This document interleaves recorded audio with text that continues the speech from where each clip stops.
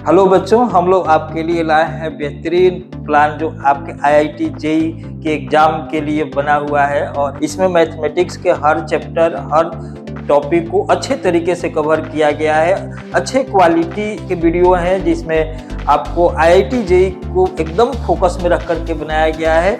आप इसका फ़ायदा उठाइए, अपने रैंक को इम्प्रूव कीजिए। अगर आपको वीडियो अच्छा लगता है तो आप इसको लाइक कीजिए, सब्सक्राइब कीजिए, अपने दोस्तों के साथ शेयर कीजिए और आगे नए नए वीडियो आपके लिए लाते रहेंगे। तो इस वीडियो में हम लोग स्पेशली रिमाइंडर्स पे वर्क करने वाले हैं। जब भी कोई नेचुरल नंबर हो और किसी डिवाइजर से उसको डिवाइड किया जाता है तो या तो वो कम्प्लीटली डिवाइड हो जाता है और रिमाइंडर 0 मिलता है, या कुछ रिमाइंडर मिलता है जो डिवाइजर से हमेशा लेस होता है। तो यहाँ पे एक रिमाइंडर थ्योरम को स्टेट किया गया है। रिमाइंडर थ्योरम में बेसिकली क्या होता है कि जब हम डिवाइजर से डिविडेंड को डिवाइड करते हैं, मैंने जो नंबर है जिसमें डिवीजन करना है उसको डिविडेंड बोलते हैं, जिससे डिवाइड करना है उसको डिवाइजर बोलते हैं। और डिवाइड करने से हमें जो वैल्यू, जो जितने टाइम्स हम डिवाइड करते हैं उसको कोशिएंट बोलते हैं। और जो रिमेनिंग पार्ट बच जाता है, जो डिवाइजर से लेस होता है, जिसमें फर्दर डिवीजन नहीं होता है, उसको रिमाइंडर बोलते हैं। अब इसको एक साथ समराइज करने के लिए देखिए, डिवाइजर को कोशिएंट से इनटू करने के बाद रिमाइंडर को प्लस करेंगे तो डिविडेंड मिल जाएगा। तो ये क्या है, रिमाइंडर्स थ्योरम है। अब रिमाइंडर्स थ्योरम के साथ ही एक जो मेजर कंसेप्ट आता है कि रिमाइंडर को फाइंड करने का कोई टूल है क्या। तो रिमाइंडर एक तो डिवीजन करके आप रिमाइंडर फाइंड कर सकते हो, लेकिन अगर बड़े स्केल का हो तो खासकर हमको डिवाइड करने में मुश्किलों का सामना करना पड़ सकता है। तो उससे बचने के लिए एक और कंसेप्ट आता है जिसको फॉर्मेट्स थ्योरम बोलते हैं। फॉर्मेट्स थ्योरम स्पेशली ये बताता है कि भाई कोई अगर नंबर है और p कोई प्राइम नंबर है, तो अगर n नंबर का पावर p-1 हो और p से डिवाइड किया जाए तो हमेशा रिमाइंडर 1 आता है। एज फॉर एग्जाम्पल सपोज कीजिए कि हमने क्या किया कि 2 का पावर 2 ले लिया, ध्यान दीजिएगा, अब बाई 3 ले लिया। अब देखिए ये है p की वैल्यू यहाँ पे है 3, p-1 की वैल्यू यहाँ पर है 2। अब हमने पावर में क्या किया, p-1 किया। अब ये हो गया 4 को 3 से डिवाइड किया तो रिमाइंडर कितना आ जाएगा, 1 आ जाएगा। अब आप सपोज कीजिए कि 3 का पावर 4 ले लिए और इधर 5 ले लिए। अब 3 का पावर 4 काउंट कीजिए कि 3 का पावर 4 कितना होता है, तो 3 का पावर 4 81 हो गया। अब 81 को 5 से डिवाइड करेंगे तो रिमाइंडर कितना आएगा, देखिए यहाँ पर p की वैल्यू 5 है और p-1 की वैल्यू 4 है। अब हमने यहाँ पे डिवाइड किया तो रिमाइंडर कितना हो जाएगा, 1 हो जाएगा। 81 में 5 से डिवाइड करने से, 81 में 5 से डिवाइड कर रहे हैं, देखिए ये आपको 5 आ गया, 3 1 6 आ गया, 30 आ गया, रिमाइंडर कितना आ गया, 1 आ गया।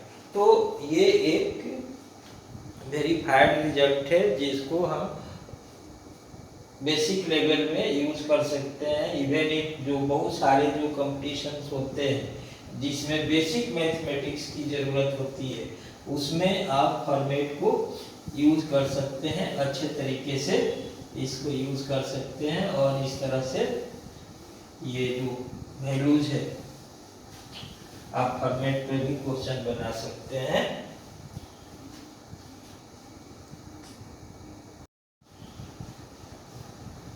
देखिए ये रिमाइंडर्स पे सबसे आसान क्वेश्चन है। यहाँ पे आपको कंसेप्चुअली थोड़ा सा और ठीक ठाक रहने से बहुत ज़्यादा फायदे होने वाले हैं। और जो बेसिक लेवल के जिसमें मैथमेटिक्स अरिथमेटिक पूछे जाते हैं वैसे एग्जाम्स के लिए भी ये बहुत ही फायदेमंद है।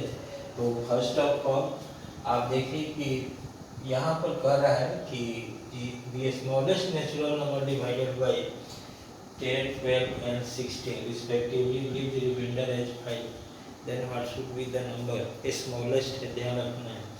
तो फर्स्ट ऑफ ऑल आपको ऐसा देखना होगा कि वो जो नंबर है वो ऐसा नंबर होना चाहिए कि उसमें दो कंडीशन काम करे। एक तो 5 को अगर रिमाइंडर को हटा देंगे, ठीक है ना, अगर रिमाइंडर को हटा देंगे तो वो नंबर जो है 5 का भी मल्टीपल होना चाहिए और 10 का भी मल्टीपल होना चाहिए और 12 का भी होना चाहिए और 16 का भी होना चाहिए। तो पहले अगर 5 रिमाइंडर को अलग करके ऐसा सोचे कि कौन सा नंबर होगा तो ऑब्वियस है कि वह नंबर इनके एलसीएम को निकालने से मिलेगा। तो पहला काम हम क्या करेंगे कि 10, 12 एंड 16 का एलसीएम निकाल देंगे, ठीक है जी। अब 10, 12, 16 का एलसीएम सपोज कीजिए कि 2 से आपने डिवाइड करना शुरू किया, 5, 6 एंड 8 आ गया, फिर यहाँ से 5, 3, 4 आ गया। अब आपको देखिए ये हो गया 20 और 3 × 2 6 × 12, तो 12 × 20 कितना हो गया 240। अब 240 नंबर जो है उसमें 10 से भी डिवीजन हो रहा है, 12 से भी हो रहा है, 16 से भी। इसमें जो एक्स्ट्रा नंबर है वो क्या प्लस करना होगा, 5 प्लस करना होगा। तो जो नंबर हमें मिलना चाहिए वो क्या मिलना चाहिए, इसमें 5 प्लस कर देने से वो नंबर मिल जाना चाहिए। तो ये बहुत सारे एग्जाम्स वगैरह में आता है, जो फाउंडेशन लेवल की जितने भी एग्जाम्स हैं सब में ये आ सकता है। यहाँ पर देखिए 15 × 24 to the power 10, 25 to the power 12 into, ये देखने से थोड़ा सा कॉम्प्लिकेटेड लगता है। तो हम क्या करें कि डिवाइड ही तो करना है ना, तो डिवाइड करना है तो हम लिख देते हैं 15 × 24 का पावर 9 इंटू 25 का पावर 11 इंटू 24 इंटू 25 इंटू 3 का पावर 15 और बाई 100 लिख देते हैं। डिवाइड कर रहे हैं, 100 से डिवाइड कर रहे हैं।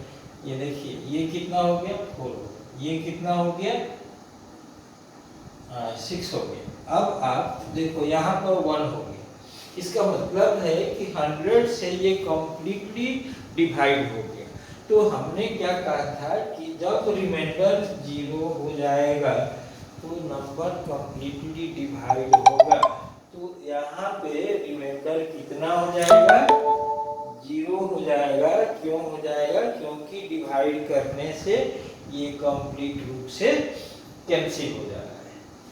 अब आप नेक्स्ट देखिएगा कि 12 टू द पावर, थोड़ा बड़ा सा पावर ले लिया गया है कि इस पावर में अब देखिए 12 टू द पावर 331। एक चीज ध्यान रखना है कि अगर मान लीजिए कि m इंटू n और +1 है, अब पावर में p है, ठीक है, और इधर हमें n से डिवाइड करना है। ध्यान दीजिए, इसको मैं बोल रहा हूं कि this is multiple of n +1। तो यहाँ पे आपको मिलेगा, रिमाइंडर मिलेगा -1 टू द पावर p। अगर p इवन है तो ये वैल्यू 1 मिलेगा। नोट करके रखिएगा, इसको नोट करके रखिए, this is one of the important results. तो यहाँ पर अगर हम यूज करके रखेंगे तो वैल्यू मिलेगा। अब देखिए यहाँ पर पावर क्या लिखा हुआ है, 12 का पावर 331। तो 331 हम लिख रहे हैं कि 13 माइनस 1 का पावर 331। तो रिमाइंडर इस रूल के अकॉर्डिंग क्या हो गया, इस रूल के अकॉर्डिंग आपको रिमाइंडर हो गया -1 का पावर 331, मीन्स -1 मिल गया। अब यहाँ पे ऑप्शन में -1 नहीं है, तो इसमें क्या कीजिए, 13 को प्लस कर दीजिए पॉजिटिव रिमाइंडर में कन्वर्ट करने के लिए। तो ये कितना आ जाएगा आपको, 12 आ जाएगा। तो इस कैटेगरी से जब आप बनाएंगे तो आपका जो एक्यूरेसी है वो बढ़ जाएगा।